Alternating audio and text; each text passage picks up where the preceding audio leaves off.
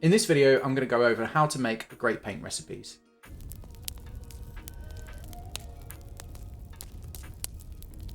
During tuition, so many people say to me that they're not sure what colours to pick, or they don't know how to make great looking paint recipes, or that their recipes are looking a little bit flat. Now, the reality is paint recipes can be as complicated or as simple as you choose to make them. One thing to bear in mind though, is the more complicated the recipe is, the harder it is to replicate and the harder it is to maintain the consistency of it. Take the two golds on screen for example. The Stormcast on the left are using red, orange and yellow as part of the recipe. Sigvald on the right goes from green, purple, red, yellow and orange. Both of these pieces are looking great. Sigvald does have more depth of colour though, and more visual interest. Unfortunately, he's far harder to replicate and to maintain a consistent finish. There are a few key points to a strong recipe. The first one, and as always the most important one, is having good value range. So your colours need to go from a relevant dark to a relevant light.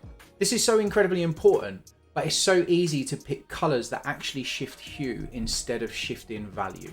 So naturally what I mean by this is we need a selection of colours that go sufficiently dark and sufficiently light. And without this value range, our work will lack depth and it will look uninteresting and flat. And the challenge that comes with this is very few of us have trained our brain to see value because it's just not relevant in real life. And the way that we can do this, and it's really simple, is every time we pick a selection of paints, take a photo of it and switch it to grayscale. And you can do this on your phone. It's nice and simple. If you have an Android, you just go into your filters and go to the grayscale. If you have an iPhone, you again go into the filters, but you want the mono selection. These are a few examples of some good recipes with great value range. Add in black and white and you have a full range of values. This, for example, isn't such a great recipe. You can see from the colored picture that these colors do change and some of them do appear a little bit darker than the others. But the reality is when we switch it to grayscale, actually those colors are a very similar value. So what's happening is when we're looking at those colors, they're actually either changing hue or they're changing saturation levels rather than going darker or lighter. And for anyone who's not following, when I'm talking about value range, I'm talking about the range in light and dark. That's all it is.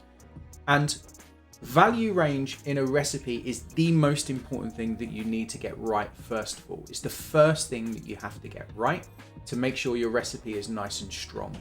It's also the only thing that you need to get right if you're doing something like army painting. But if we're talking about display painting, it becomes far more interesting.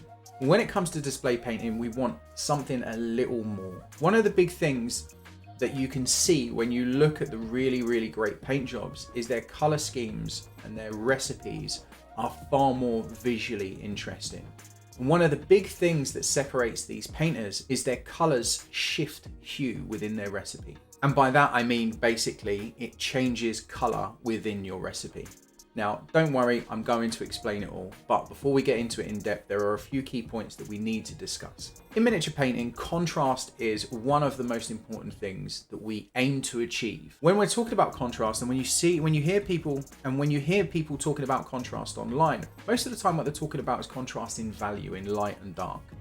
And a lot of people don't have any more understanding of it than that, and that's fine. But the reality is there are loads of different types of contrast. And remember, when we're talking about contrast, contrast is just the difference between two things. So contrast in light and dark, contrast in color, contrast in saturation levels, contrast in temperature. Now, when it comes to actual paint recipes, there's only so many types of contrast that we can use. The first being value, so contrast in light and dark. But the other two types of contrast that we can use is color itself and temperature. So the types of contrast that we can use when picking our paint recipes is really limited. Now, the fact is these 2 points, color and temperature, are linked, but we need to discuss them separately because temperature can have a huge influence on the result of your work. We all know what color is, so let's discuss temperature. Temperature is really simple. A color can either appear warm or cold, but there are 2 incredibly important things to understand when it comes to temperature. Firstly, temperature is subjective. One person may view a green as warm, while another person may view that green as cold. That's absolutely fine and normal. You just need to understand that sometimes you and other people may be looking at something and seeing it very differently. Secondly, and this is the most important part, temperature is relative. If I surround this yellow with blue, that yellow is a warm color. But if I surround that same yellow with red, that yellow now becomes the cold color. To demonstrate this further, the color wheel on screen that you can see, I can split in half with two lines.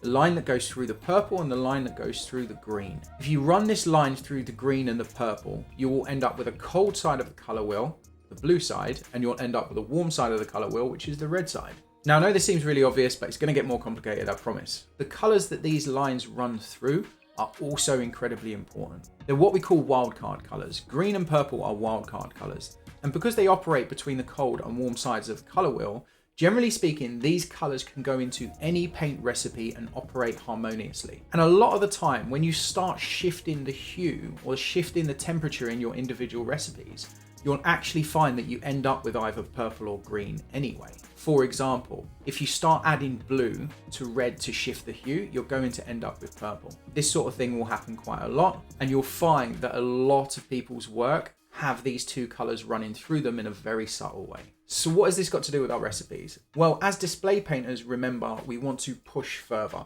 So just having a value range in our colors is not enough. What we want to do is we want to shift the hue in the color to add more depth and add more contrast into our recipes. Let's take this blue recipe for example. Instead of using a light blue, a mid-tone blue, and a dark blue, we could introduce a purple into the dark blue, making it warmer, and maybe a little yellow into the bright blue, making it, once again, a bit warmer, adding more depth and contrast in temperature. And the reason for this is blue is the coldest color. So although purple can appear quite cold a lot of the time, in comparison to the blue, it is still the warm color. And naturally, as soon as we start adding yellow to that blue, we're going to get a warmer version. Now, once we start adding yellow to that blue, we're actually going to get a green. But the green is still going to appear warmer than the blue. Or this red, for example. Adding purple in the dark gives you a colder shadow. That purple that we had in the previous example with the blue now becomes a cold color because it's next to the red. And again, adding yellow will shift the hue and add luminosity. And this brings me to my next point. Back to the color wheel. If we now split the color wheel into three, we have three key colors, green and purple, as we discussed, but yellow is another. The reason for this is different to the other two colors though. Yellow is the brightest color or the most luminous. What this means is if you add a bit of yellow to your highlight color, it will make them pop more. This is why so many people normally use ice yellow as a highlight color for nearly all of their recipes. You'll hear it quite a lot online, and it's not a bad piece of advice. Ice yellow is a lovely color, but the fact is you could just add a little bit of yellow to your brightest highlight. My last important point about recipes is richness of shadow. So many people make this mistake and it holds their work back so much. Strong, rich, dark shadows are so massively important in miniature painting because it lifts everything else up. If your shadows are not strong, if your darks are not strong and rich, then your work will look a lot flatter because of it. And this happens for one of two reasons. Either you've chosen a desaturated shadow color as part of your recipe, or as part of your blending process, you have desaturated those colors. Be very aware of this as you progress because it can really hold your paintwork back. As a bit of a recap for this, there are three key points to make great looking recipes. Firstly, you need to have great value range. You need to go as dark as required and as bright as required. This is the most important thing when it comes to any paint recipe, whether you're painting for tabletop or whether you're painting for display. The second most important point when it comes to a nice strong recipe is we want to shift the hue of our colors to utilize temperature to reinforce our contrast. And what you need to remember is, generally speaking, it's better to have a cold shadow and a warm highlight. We are drawn to warm colors and we're not drawn to cold colors. So a colder shadow will generally be a stronger shadow. A warmer highlight will generally be a stronger highlight. Now that's not a hard or fast rule. Sometimes that's not possible. And at the end of the day, it's still better just to shift the hue of the color to make your recipes more interesting. And lastly, dark, rich shadows are incredibly important. And basically what that means is we push dark enough in our value range and we don't have gray desaturated shadows. We need to avoid them at all costs. Even if you want a desaturated palette, if you're painting a gray, great, that's fine. But your shadow color, your dark color needs to be a little bit more of a saturated version, while your midtones and highlights can be more desaturated. That works. Just remember, these are the 3 most basic rules of strong recipes. And if you get these 3 rules right, you'll have a great recipe. But what you need to remember is this does not cover every facet of this subject. And what you'll probably find is the more you understand, the more you will need to learn. And it really is quite the rabbit hole.